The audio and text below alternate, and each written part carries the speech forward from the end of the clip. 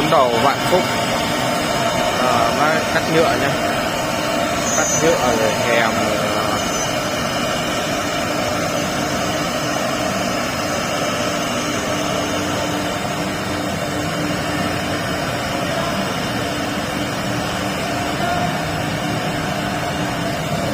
sản phẩm cắt ra.